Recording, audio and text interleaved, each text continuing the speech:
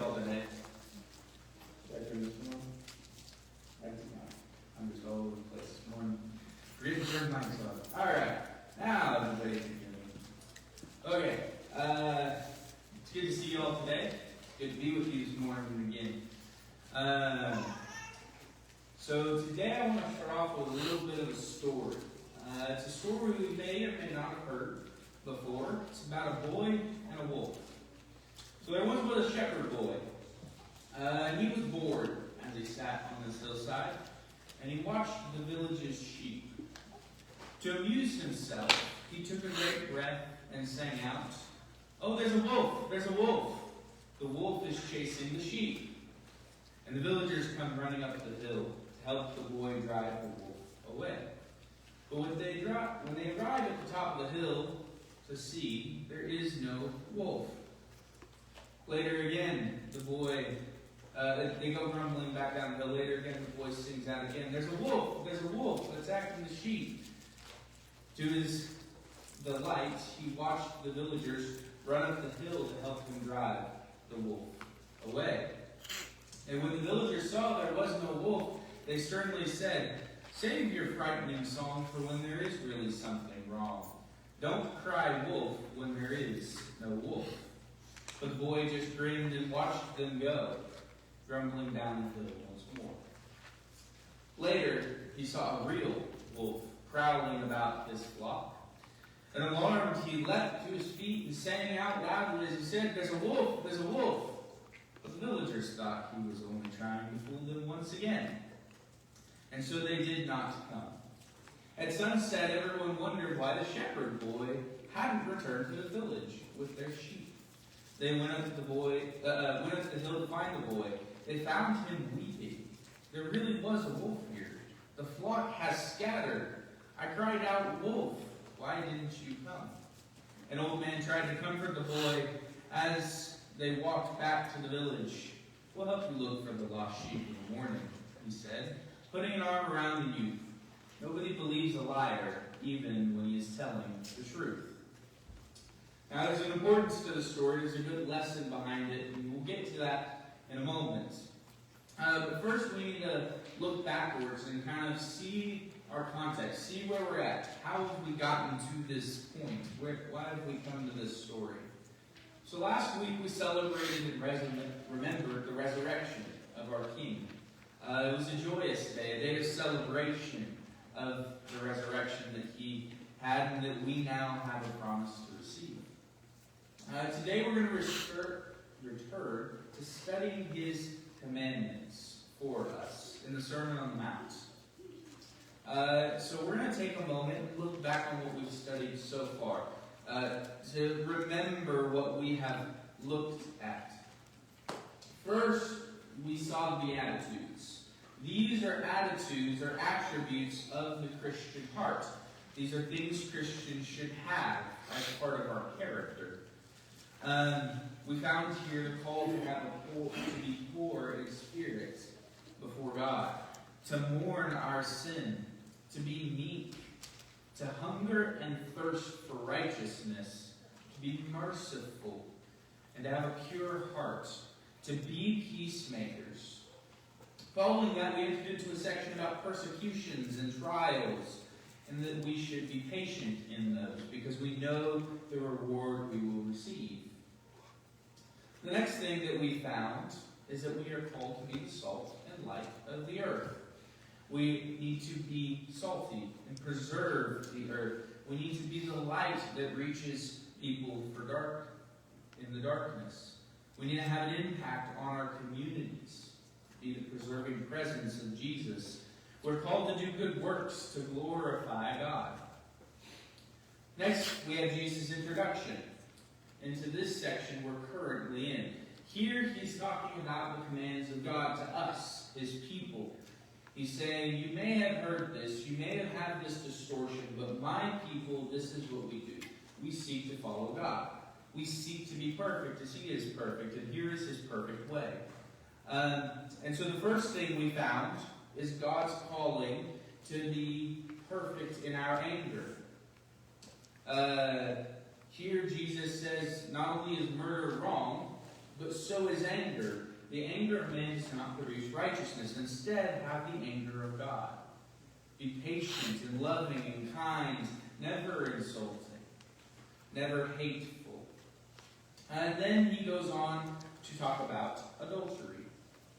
And he has some words on that. And he says adultery isn't just a sexual act outside of marriage.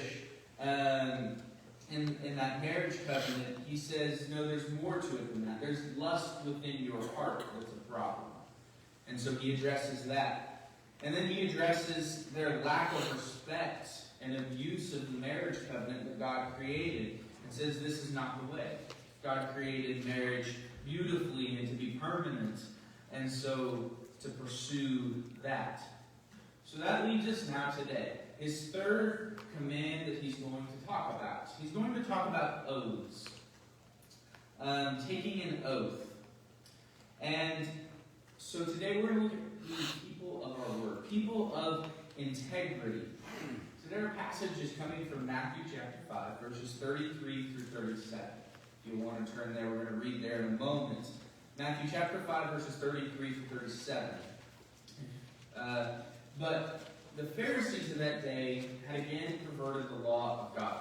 They made a claim, as long as you didn't use a certain formulae, and this involved saying, okay, here I make this promise, I say these things to God, or under God, or by some way, they were like, okay, so that means your oath is now bound to God. And if you don't fulfill it, it's punishable by God, and whatnot. But they're like, well, on the other hand, if you make your promise saying these things, and like, oh, I swear by great Aunt Susu and her grave that I'm going to uphold this oath, I'm not bound to God. And if I break it, then I'm not punished by Him. And so they had this specific formula. They had ways around so that they didn't have to hold to their word necessarily. It wasn't necessarily legally binding. And that's not quite the way God intended it. And so here's what Jesus has to say. So let's read and see this conversation on what Jesus has to say on the matter. Matthew chapter 5, verses 33 through verses 37. And this is what it says. Again, you have heard that it was said of the people of old, to the people of old, do not swear falsely, but fulfill your oaths to the Lord. But I say to you, do not swear at all, either by heaven, because it is the throne of God, or by the earth, because it is the footstool of His feet, or by Jerusalem, because it is the city of the great King. And do not swear by your head, because you are not able to make one hair white or black. But let your statements be yes, yes, no, no. And anything beyond these is from the evil one. So, the very first thing we see here in the very first verse is he says, you've heard it said of old, or the people of old. And then he goes on to quote a section. You may look for that quotation in the Old Testament. It's not really going to be there because Jesus perfectly sums up about 6 or so laws on oaths within that one sentence statement. There's a couple of different ones throughout the Old Testament, and he says, okay, this is God's will for oaths. Don't swear falsely, but fulfill your oaths to the Lord. And he goes on to address some of the things that they say in some ways. And he's like, you may be told that if you swear by heaven, if you don't swear by heaven, if you swear by heaven, it's the throne of God. If you swear by the earth, it's His footstool. He's basically saying God's in everything. God is everything. So it doesn't matter what you swear by, it's binding. It is an oath to the Lord that you must keep. And he's saying there's really no need for an oath. The people at that time were lacking in integrity, and so they needed to take an oath to prove, I'm a trustworthy person. But in the way that they did it, they proved they were untrustworthy. Oaths are necessary because we don't trust people. Oaths come about from a lack of trust instead of being a sign of trust. Instead, they look for all these loopholes within the law. They didn't want to hold to their oaths. They didn't want to be truthful. They didn't want to be people of character. And so Jesus says, okay, look, it's better if you just say yes, yes, and no, no. He's like, don't swear oaths, because these come from the evil one. They're saying, hey, I'm not a truthful person, so I've got to swear something to you. And he's like, this comes from the evil one. So from here, it seems there is a clear prohibition against swearing an oath at all, taking under oath. And some people take it this way. There's throughout the history of the Bible, even from the Jewish time, there's a group called the Essenes, and we'll look at them in a moment. But all the way up till today, I believe, if I am correct, at one point the Anabaptists took this stance. They took no oaths. They didn't sign business contracts. They, being under oath in a court of law, that wasn't okay. That was in violation of this. I'm not sure that's what Jesus is trying to tell us here. I'm not sure he's making a prohibition against ever swearing an oath. And there's a couple reasons for that. One of which is God himself takes oaths throughout the Bible, so I don't think oaths are sinful. And then Jesus himself, after speaking this on trial before Pilate, he says, on your oath, are you the Son of God? And he says, yes, I am. So Jesus himself takes on oaths. So I'm not sure oaths themselves are sinful. I don't think that's what Jesus is addressing here. And we'll look at that in a moment. But I want to get a clear picture of the historical time. What are the Pharisees teaching? What is he combating here within his message? So we're going to read another passage in Matthew chapter 23, verses 16 through 22, if you want to turn with me there, and we'll read.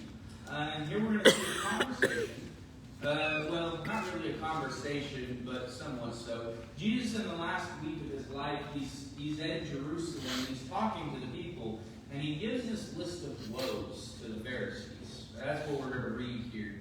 And here he's going to talk about oaths once again. So read with me in Matthew chapter 23, verses 16 through 22.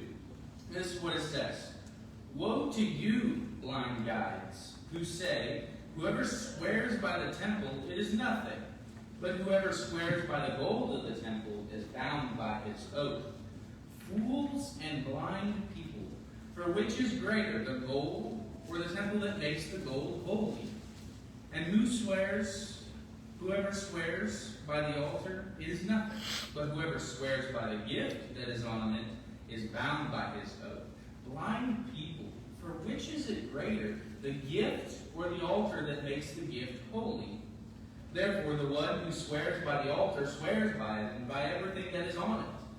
And the one who swears by the temple swears by it and by the one who dwells in it. And the one who swears by heaven swears by the throne of God and the one who sits on it. The Pharisees in that time, again, we can see, was teaching, you can swear by the altar, but as long as you don't swear by the gift on the altar, it's not binding.